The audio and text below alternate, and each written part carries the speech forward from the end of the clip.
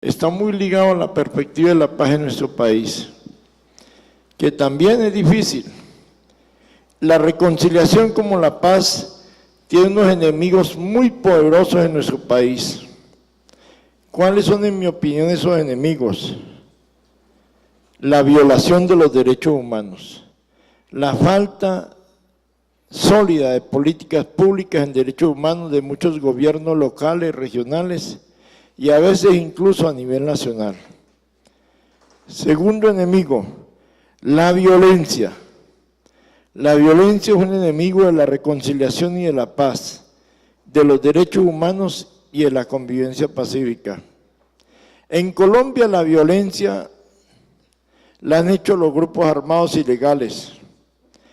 Yo personalmente considero que todos los grupos armados ilegales, como se quieran llamar, guerrilla, paramilitares, bandas criminales, narcotraficantes, han fracasado. Los grupos armados ilegales lo primero que debían de decirle al país es: perdónenme porque lo que hicimos fue un fracaso y no llevamos sino desolación al pueblo de Colombia. Para mí las guerrillas colombianas son unas fracasadas, para mí los paramilitares son unos fracasados, para mí los narcotraficantes son unos fracasados, lo mismo que las bandas criminales. Pero duele decirlo, y mucho más que yo como vicepresidente de la República, que en la violencia también ha estado comprometido el Estado colombiano. Porque muchas veces desde el Estado y desde el establecimiento colombiano estimulamos que algunos servidores públicos, incluyendo militares, policías, funcionarios públicos, empresarios, se comprometieran con actos de violencia sobre pretexto de combatir a los grupos armados ilegales. El Estado también en Colombia ha sido un estimulador de la violencia. Y por otra parte, el otro enemigo poderoso que tiene la reconciliación y la paz es la corrupción. La corrupción es un gran aliado de la violencia, es un gran aliado de la antidemocracia, es un gran aliado y es un gran enemigo de la paz y de la democracia. La corrupción.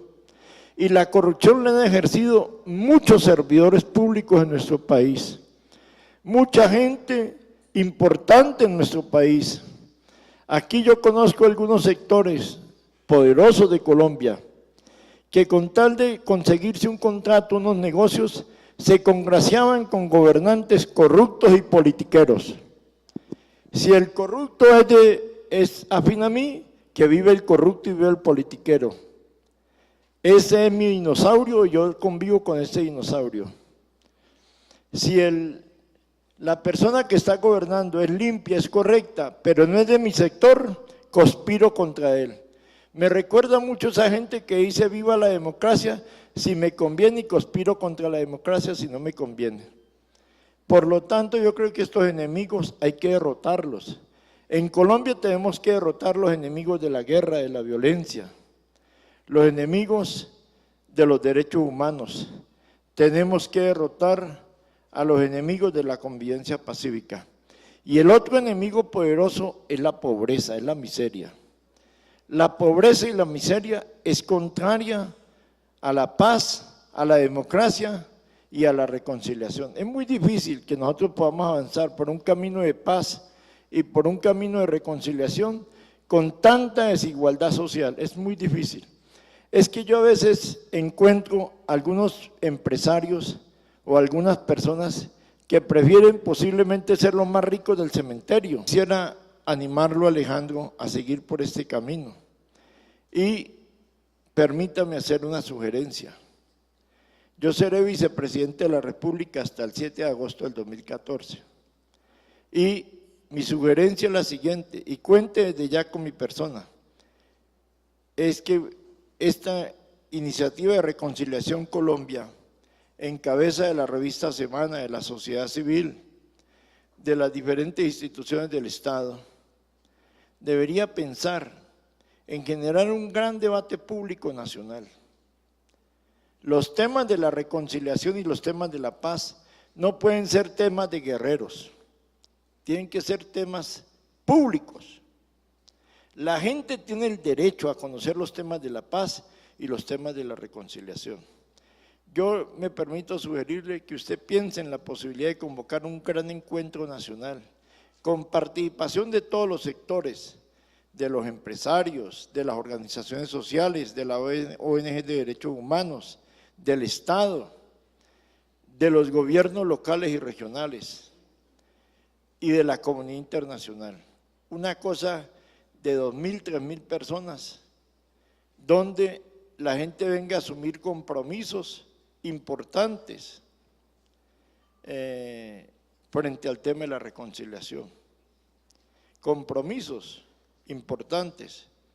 Que hagamos un gran movimiento nacional por la reconciliación en el país, que está muy ligada al perdón y a la reconciliación, anotando que el perdón es un tema individual. Y estúdienlo. Y si ustedes toman la decisión, cuenten con mi respaldo a partir del 8 de agosto gratuito, sin cobrarle absolutamente nada. Y yo creo que esto es posible. Y que sea un mensaje al nuevo gobernante, al nuevo gobierno, al presidente o presidenta o vicepresidente o vicepresidenta que legislamos en los próximos días.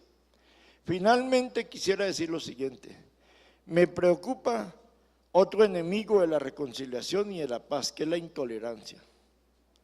La intolerancia es un enemigo de la paz y la reconciliación.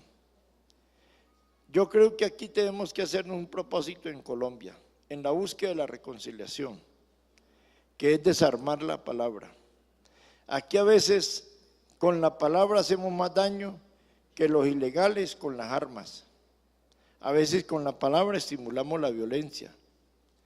Hablamos de paz, pero con la palabra enviamos mensajes de intolerancia. La intolerancia contribuye a la polarización y la polarización contribuye a los odios y a las venganzas. Hoy, 15 de mayo, mi hija Jenny Bariña, que era una arquitecta, que apareció el 2 de febrero del año 2001 o 2000, asesinada. Hasta hoy yo no conozco la verdad. Y ella hoy cumplía 41 años de edad. Y yo lo único que he querido conocer es la verdad. ¿Para qué? Para poder consolidar un camino de perdón y reconciliación. Porque sé que no me puedo llenar de odio. Con odio no la voy a revivir. Con odio no revivimos los muertos. Con odios y venganza no vamos a revivir los muertos. Nosotros necesitamos reconciliarnos. Reconciliarnos en Colombia significa seguir el proceso de reparar a las víctimas. Aquí está Paula Gaviria, yo lo único que le digo es que vamos a tener que hacer una clasificación.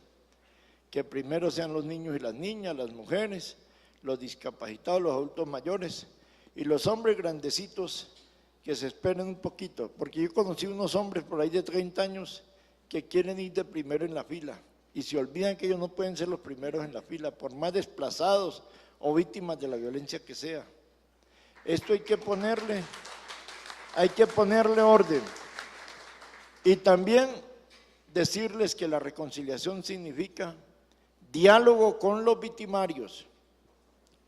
¿Quiénes han sido los victimarios? Han sido guerrilleros, paramilitares, bandas criminales, narcotraficantes. Muchas veces, duele decirlo, militares, policías, servidores públicos. Significa un diálogo con ellos, significa construir un concepto. Todos, buenos o malos, según la orilla donde nos miremos, todos y todas tenemos derecho a vivir en nuestro país. Y todos y todas podemos unirnos por un país mejor. El mundo no recordará mañana a los radicales. El mundo recordará mañana a los que han sabido construir caminos de perdón y reconciliación. Este es un camino para el presente y el futuro de Colombia. Siga por ahí, Alejandro, que este es el presente y el futuro de Colombia. A Mandela no lo recordamos como el hombre radical en Sudáfrica. A Mandela lo recordamos como el hombre que trabajó y luchó por la unidad del África a partir del perdón y la reconciliación y la paz de Sudáfrica y contra el racismo. Y Yo le puedo preguntar a muchos jóvenes, ¿cómo se llamaban los presidentes de Colombia de la década del 60?